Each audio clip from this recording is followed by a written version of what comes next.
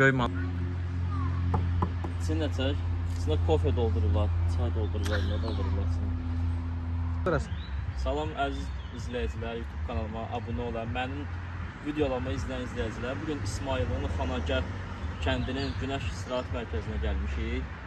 Buralara ətraflı çəkəcəm, qoyacağım YouTube'a. Bax, bəyənin, bəyənməsəz inciyəcəm sizdən. Düşəcəm bax ki.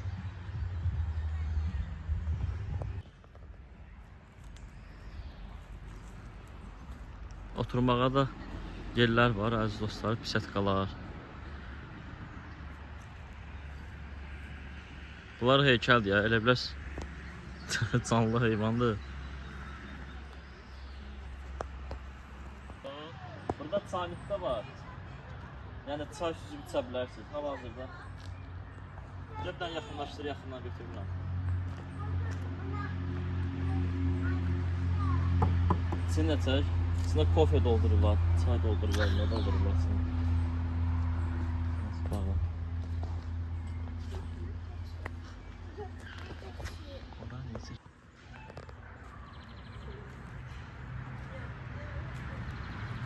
Böyle bir pisətkalar var. Burası da orada yazılıb ki, restorana özü ilə ərzaq gətirmək olmaz. Yəni heç bir ərzaq gətirə bilmərsiniz. Yəni restoranla da. Böyle bir yerdir.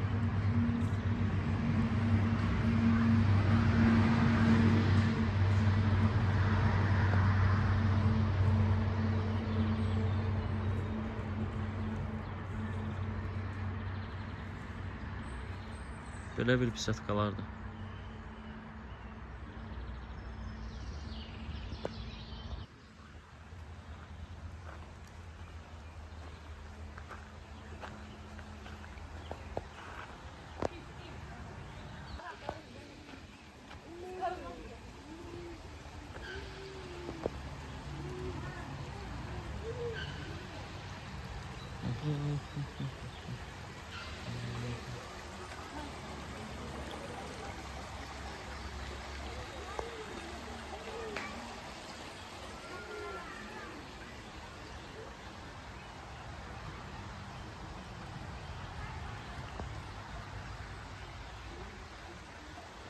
Uşaq atraksiyonları da var burada. Yəni, sırf uşaqlar üçün nəzərdə tutulub.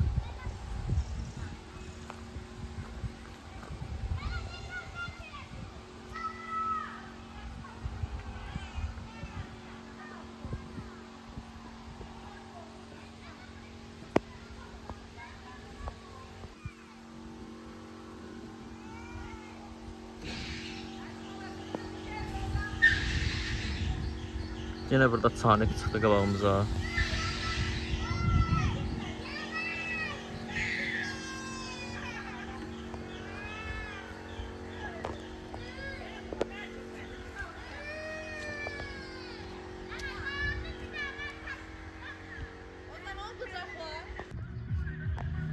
Mahnıya fikir verməyin əziz dostlar.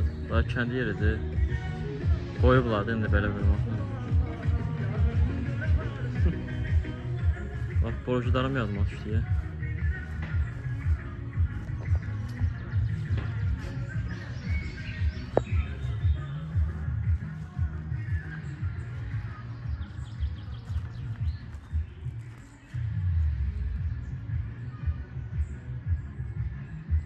Bunlar mesela kafeler içinde. Kafeler de la.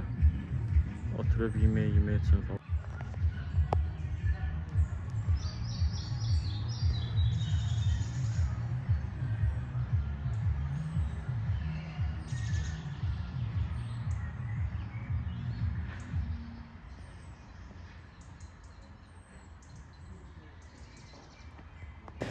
Qalmağa evlər də var, əziz izləyicilər. Bura basketbol yeridir. Kafecilər də var.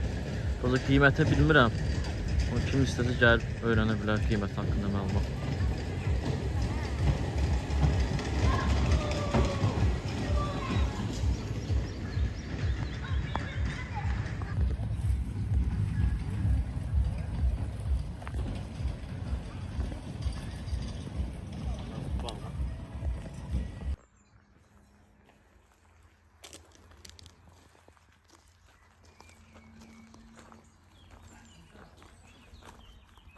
Qəşəng koteclər.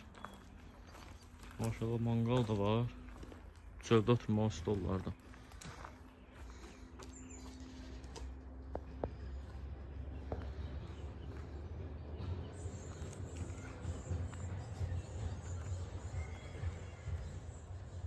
Məşhəd də Nabran kimidir.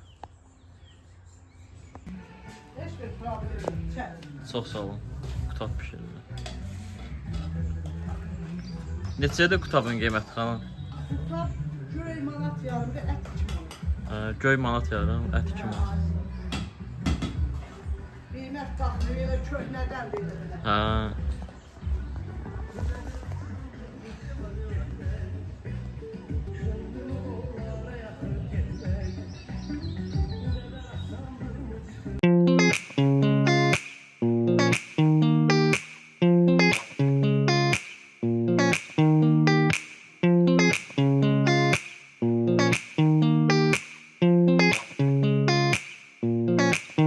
Geldi. Birazdan ayranlar geldi. Prosesle yanlar her